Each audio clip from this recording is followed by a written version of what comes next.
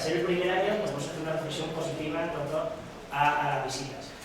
Y bueno, agradecer especialmente a Azucena como concejal de Medio Ambiente y a Cristina como concejal de Turismo su involucración en intentar dinamizar el centro, y son parte de ese motor, de ese vehículo de energía que hemos puesto en funcionamiento junto con la universidad, y estamos haciendo distintas actividades para dar a conocer y poner en valor el recurso natural que tiene la zona. De hecho, hemos hecho actividades con todos los niños, con talleres de volcanes en el colegio, talleres de educación ambiental, se han hecho visitas al centro, visitas guiadas, han hecho, gracias a la concejal de Servicios Sociales, un concurso de dibujo y de relato. En tiempos pequeños nos han identificado con su recurso natural y van a ser bien conocedores de él. Y luego, pues, Cristina tiene una especial luz de sensibilidad por el patrimonio, y traer la exposición aquí la revista de cierto encaje. Esa dinámica de aunar el patrimonio cultural, el patrimonio histórico y el patrimonio natural de construir y ponerlo en valor como recursos como la construcción típica de nosotros, como puede ser esta casa, como el interés cultural que tenemos enfrente, la iglesia parroquial de San Juan Bautista, que también tenemos que ponerlo en valor, porque tenemos un retablo que es referencia en toda la región y tenemos que venderlo, porque el refrán de que el buen paño en el arca se vende solo, quizá hoy en día no funciona por sí solo. Y bueno, aterrizando ya en Pablo, pues agradecerle de verdad la experiencia personal que he tenido poder explorar en estas prácticas. Fuimos pioneros en poner en funcionamiento esto con mucha voluntad, y muestra de ello que se ha enamorado de la laguna, y siendo conquense, pues ya es casi porcelana. Y bueno, no quiero robar más tiempo, os dejo con Pablo. Natural en Pozuelo, sobre todo, pero la laguna más institucional. Vale, en primer lugar, ¿por qué la laguna esperada y por qué un humedal como parte de un trabajo general, algo tan puntual, tan local, para hablar de un trabajo general? Pues en primer lugar, porque los humedales son considerados uno de los ecosistemas más productivos y de mayor valor ambiental de todo el planeta. De hecho, son los únicos ecosistemas que cuentan con un convenio a nivel internacional, como ha comentado antes Rafael, el convenio Ramsar, que no solo incluye a la laguna de Esperada, también incluye a otras 2000 localidades en todo el mundo. Son lagunas que están interrelacionadas, sobre todo por las aves. Pero haciendo un apunte, tengo que decir que la laguna de Esperada es la única laguna volcánica de toda la península ibérica que cuenta con una figura de protección Ramsar. Esto es un valor añadido además a esta figura, ya que no hay otra laguna de este tipo en España que cuente con una valoración tan importante como el convenio Ramsar. Y estas valoraciones, pues recientemente la geografía ha obtenido un interés sobre estos sistemas naturales que antes eran considerados como objetos que yo, a raíz de prácticas externas en el centro de interpretación, ahí podéis ver una foto en una de trabajo cuando la avifauna de la laguna, yo obtuve una vinculación personal no solo con la laguna, sino también con el pueblo y con la gente del pueblo que venía a visitar la laguna.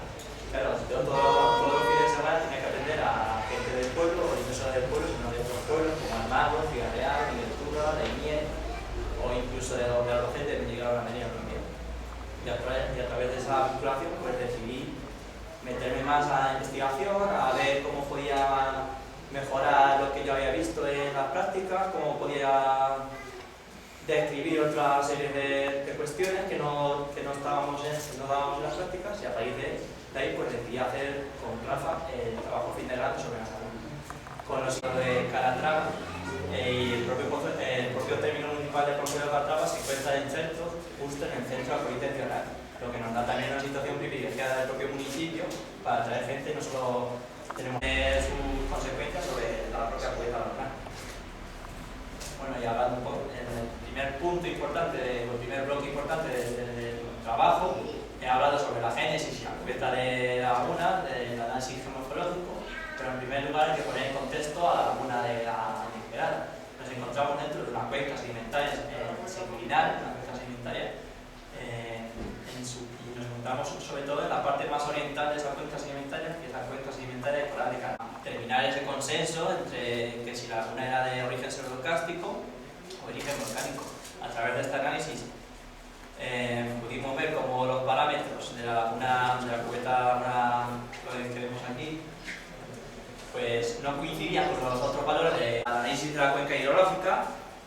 Pues tenemos una cuenca endorreica, no tiene ninguna salida fluvial, no tiene ningún sistema de enlace a otras vías fluviales como ríos o otras lagunas. Y hicimos el mismo método que en el anterior caso.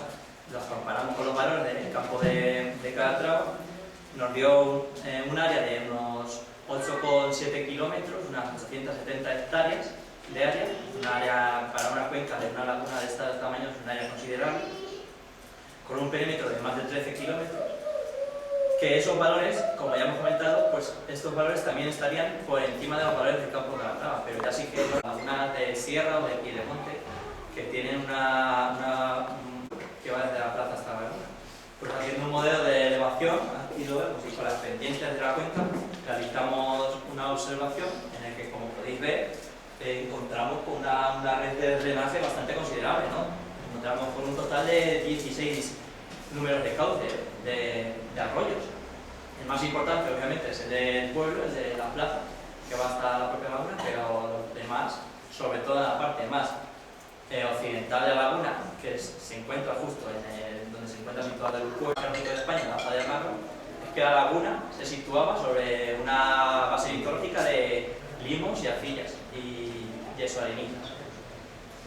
Y nos parecía curioso porque en toda la alineación tectónica que he comentado anteriormente nos salía un material volcánico, pero justo en la laguna de la Inesperada nos salía un material que no se correspondía con el volcánico. Bueno, pues decidimos hacer un trabajo de campo para hacer reconocimiento y observaciones sobre la litología existente, y qué sorpresa nos dio que justo en un corte que hasta ahora no había sido reconocido encontramos un depósito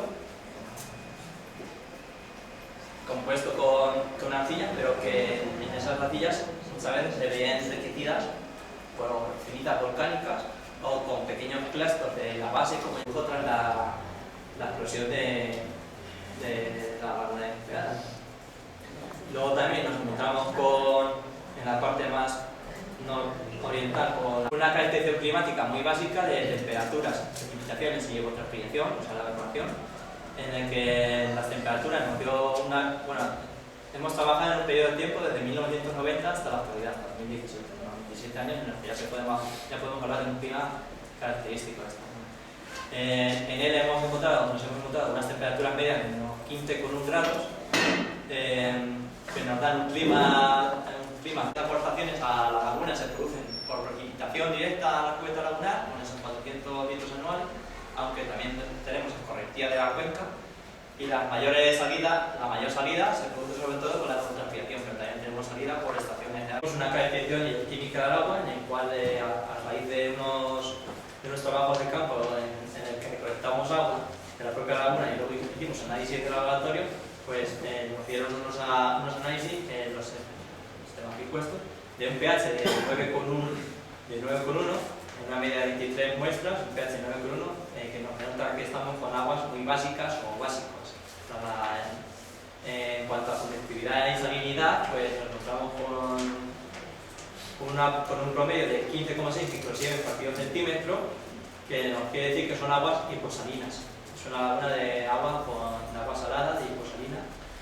Y en cuanto a los iones dominantes, pues los iones dominantes biológicas, tanto de animales como de plantas, como podemos observar en la fotografía, está hecha en la propia laguna de Inesperada, con un montón de ánades, patos, porrones, patos colorados, sobre un mapa de vegetación de la Inesperada. En este mapa de la vegetación de la Inesperada incluimos 5 formaciones vegetales y aparte incluimos otros 2 hábitats o pequeños microecosistemas que son las islas y las playas de la propia laguna. Entre la vegetación de la laguna, pues en un primer lugar nos encontramos con la vegetación de la propia lámina del agua, una vegetación de macrófitas sumergidas, que se denomina, compuesta por rupia y chara, que son pequeñas plantas enraizadas en el fondo de la cubierta lagunar y que dependen de una lámina de agua para su existencia.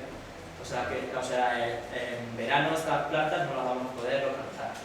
Luego, a continuación, tenemos unas formaciones helófitas o helofíticas que nos encontramos sobre todo en las dos entradas de agua de la laguna de parte antrópica. Nos encontramos en la parte sur, por donde está el canal del pueblo, y por la parte norte, noroeste, donde nos encontramos con este Cicintela littoralis o escarabajo tigre, de un valor ambiental bastante grande.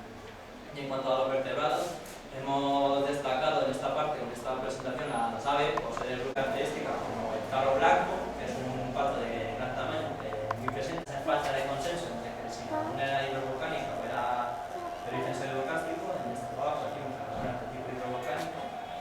Decimos que la laguna es de tipo humedal cancha, sino es una zona de especial protección para las aves, una reserva natural que está dentro de las máximas figuras de protección de Castilla-La Mancha, o un refugio para la fauna. En cuanto... El agua de la lluvia es dulce. Entonces, ¿por qué es tan perjudicial la entrada de agua pluvial? ¿Por la contaminación que arrastra o por el propio agua? Porque el propio agua tiene la misma composición que la lluvia. Es decir, cuando has hecho mención de que había juncos y que eso denotaba que entraba agua y que eso no estaba dentro de... Claro, luego me surge al lado de decir, pero si es agua de lluvia, ¿es mala por la contaminación que arrastra o por el propio agua dulce que no entra cuando debería entrar? Es decir, no sé si... La salinidad del agua la aportan los minerales de la propia biología. En cuanto a las precipitaciones están dentro de estos valores medios normales. Entonces, las precipitaciones no acusan a la laguna para cambiar su salinidad. Pero sí que tenemos unos aportes grandes a la laguna de agua dulce, cambiamos todo el sistema. Si entra dentro de lo normal, de los parámetros